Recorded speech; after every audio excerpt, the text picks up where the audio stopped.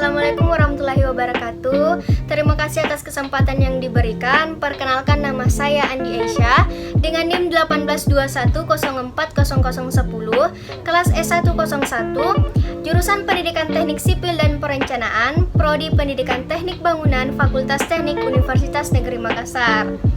Nah, langsung saja di sini saya akan menjelaskan mengenai pengadaan khusus. Sebelum itu, kita harus mengetahui apa itu pengadaan khusus. Pengadaan khusus adalah pengadaan yang dibedakan karena suatu keadaan tertentu yang tidak memungkinkan penerapan secara umum ketentuan peraturan presiden tentang pengadaan barang atau jasa pemerintah. Pengadaan barang atau jasa yang termasuk khusus meliputi 1. Pengadaan barang atau jasa dalam rangka penanganan keadaan darurat. 2. Pengadaan barang atau jasa di luar negeri. 3. Pengecualian.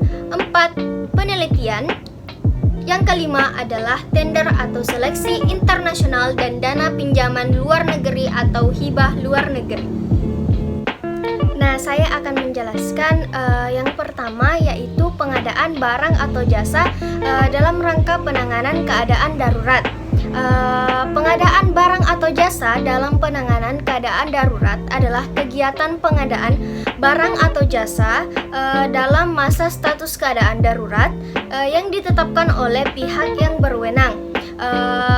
Penanganan keadaan darurat sesuai dengan Perpres nomor 16 tahun 2018 pasal 59 dilakukan untuk keselamatan atau perlindungan masyarakat atau warga negara Indonesia yang berada di dalam negeri dan luar negeri yang pelaksanaannya tidak dapat ditunda dan harus segera dilakukan.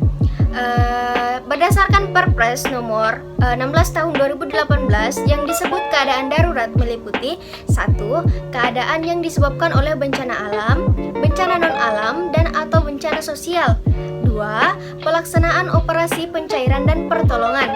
3. Kerusakan sarana atau prasarana yang dapat mengganggu pelayanan publik. 4. Bencana alam atau bencana non-alam, bencana sosial, perkembangan situasi politik dan keamanan di luar negeri yang memiliki dampak langsung terhadap keselamatan dan ketertiban warga negara Indonesia di luar negeri. 5. Pemberian bantuan kemanusiaan kepada negara lain yang terkena bencana. Adapun prosedur pengadaan barang atau jasa dalam keadaan darurat yaitu 1.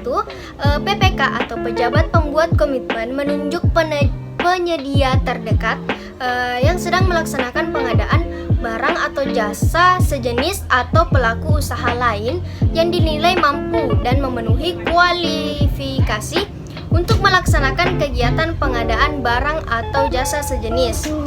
Yang kedua yaitu terkait dengan penggunaan konstruksi permanen, terdiri dari 1. Penyerahan pekerjaan permanen masih dalam kurun waktu keadaan darurat. Yang kedua, kebutuhan penanganan hanya bisa diatasi dengan konstruksi permanen dan penyelesaian pekerjaan dapat melewati masa keadaan darurat. 2. Pengadaan barang atau jasa di luar negeri. Pengadaan barang atau jasa yang dilaksanakan di luar negeri berpedoman pada ketentuan dalam Perpres atau Peraturan Presiden nomor 16 tahun 2018 pasal 60. Dalam hal tidak dapat dilakukan, maka dapat menyesuaikan dengan ketentuan pengadaan barang atau jasa negara setempat yang diatur oleh Menteri Luar Negeri. Yang ketiga yaitu pengecualian. Dikecualikan dari ketentuan dalam peraturan presiden ini adalah 1. Pengadaan barang atau jasa pada badan layanan umum. 2. Pengadaan barang atau jasa yang dilaksanakan berdasarkan tarif yang dipublikasikan secara luas kepada masyarakat.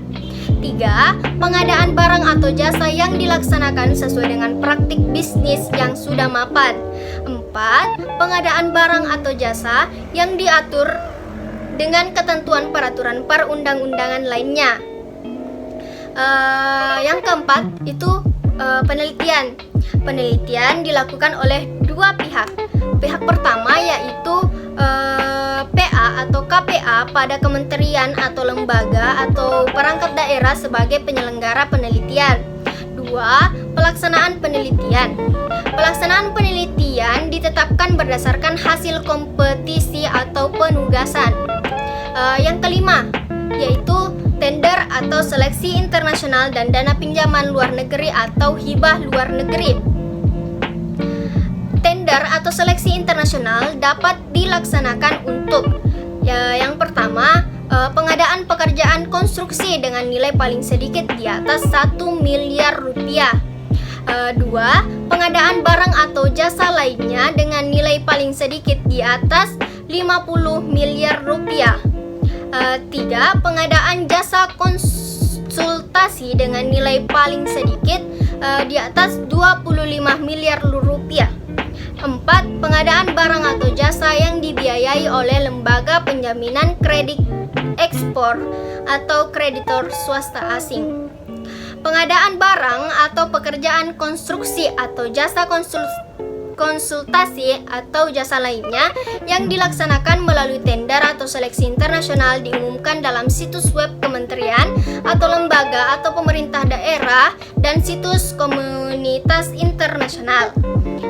Dokumen pemilihan melalui tender atau seleksi internasional paling sedikit ditulis dalam 2 bahasa, yaitu bahasa Indonesia dan bahasa Inggris. Untuk pembayaran kontrak melalui tender atau seleksi internasional dapat menggunakan mata uang rupiah dan atau sesuai dengan ketentuan peraturan perundang-undangan.